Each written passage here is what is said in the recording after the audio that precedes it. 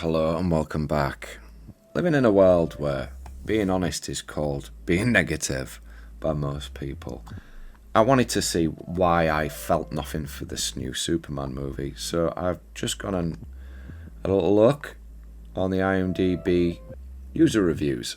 So, 8 out of 10. In a time where the world feels more exhausted than ever, this film reminds us why Superman matters. Let's get one thing out of the way.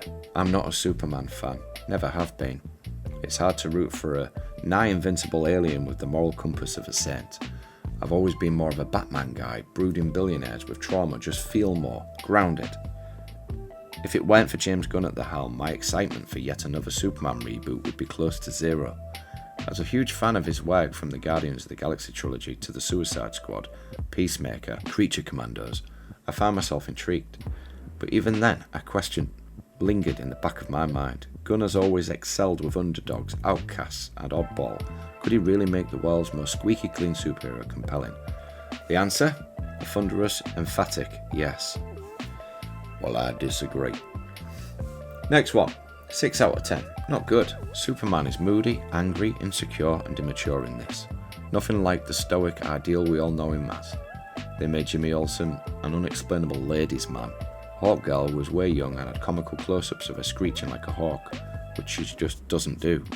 Nathan Fillion would have made a better Hal Jordan than Guy Gardner. Ultraman was reimagined as a clone who dresses like Black Noir from The Boys, and the plot was a convoluted mess. I will give kudos to Mr. Terrific, and that's it. One thing's for sure is James Gunn cannot portray Superman for the big screen. I give it a D at best.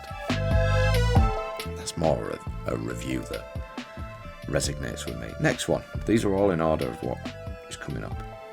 6.3. That was supposed to be a 10 out of 10. This one contains spoilers. Superman review. A bright start that never reaches orbit. There's no denying it, expectations were high for this reboot. A fresh start, a new turn, James Gunn in the driver's seat. I was genuinely excited. And yes, there are moments where the movie shines, but by the end I couldn't help but feel let down, and a little frustrated. What I liked. Let's start with the good. This movie looks incredible. The bright colour palette, crisp whites, deep blues, bold reds makes for a visually rich experience. Honestly, it's one of the best comic book inspired colour treatments in years. The special effects are slick, especially the concept of Superman drawing strength from solar power-ups, creative and fun. The music was solid, the cast delivered, and the Lex Luthor angle wanting to frame Superman as a threat to land military contracts was one of the most grounded, believable motivations I've seen from a character. Then the cracks start to show. The story moves too fast. Emotional beats don't land because we never build up to them, we just drop in. Clark's first major loss already happened when the film starts. Clark and Lois already dating, no tension, no romance arc. No identity conflict, no real inner struggle. One of the most iconic elements of Superman's character just isn't there. And here's where I get seriously frustrated. Superman is supposed to be the most powerful of all metahumans on Earth. That's not just hype, it's canon. But in this movie, he gets his ass kicked a lot. He's constantly on the ropes, getting beaten, almost killed and barely making it out. And worst of all, he never really has the moment where he turns the tide, where he dominates, where he wins. Instead, Mr. Terrific is solving all the problems. He's rescuing people. He's driving the plot forward. Superman's just kinda there. And sure, I love seeing other characters shine, but not at the cost of Superman's entire presence. Even worse, there are way too many characters that feel like they could easily just take him out. It robs the story of an awe or scale. If everyone can beat Superman, then what even makes him Superman? And while we're at it, Green Lantern and Morph, great additions barely used. Huge missed opportunity. To top it off, Clark and Superman have the same tone, both a little too goofy and immature. There's no real difference between the persona and the hero. Superman should feel iconic, larger than life, inspiring. Here he feels like just another guy in a cape. Final thoughts. The movie had real potential. It had the cast, it had the budget, it had the visual style, but it lacked soul, build-up, and most frustrating of all respect of Superman's power and presence. I walked in hopeful. I walked out thinking, how did they make Superman feel this small? Stylish and ambitious, but the Man of Steel spends too much time on the ground. That's a brilliant review. I completely agree with everything he's just said. Except for the special effects. I thought they were poop as well. Okay, next one. About as average as it gets. I felt like I joined the movie halfway through at the start. The muddle of the characters rapidly became overwhelming, and then never felt like there was a plot. The Guardians of the Galaxy style just didn't work as well on Supes. This felt like a comedy first and superheroes second. Too much needless changes from the source material. As well, just made me feel like yet another DC reboot or remake that is just a little too late. Reasonable attempt, but falls short of being good. Next one, 8 out of 10. Superman is back like never before. This isn't just a reboot, it's a full-on resurrection of everything we love about Superman. James Gunn nails the tone, emotional, bold, and full of hope. David Corenswet owns the cape, he's charming, powerful, and finally gives us a Superman we can believe in.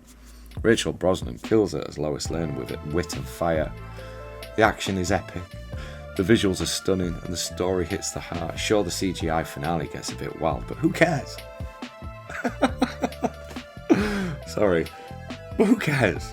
This movie flies high and brings the DC universe back to life, a must-watch for any superhero fan. Can't wait to see where this universe goes next. This is just the beginning. And there you have it. Sure, the CGI finally gets a bit wild, but who cares? We do. We do. We care. The visual has to be gripping, right? We care. Sure, the CGI finale gets a bit wild. That's like saying, yeah, the finale was not very good, but who cares? I hate that sort of response. Like, how is that judging a film properly? I just don't get it. Right, I'm going to do one more. I really want to like it. Honestly, this version of Superman feels way too childish and overly comical.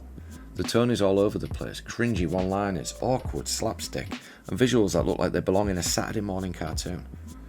Instead of being a bold reimagining, it feels like a step back into campy territory no one really asked for.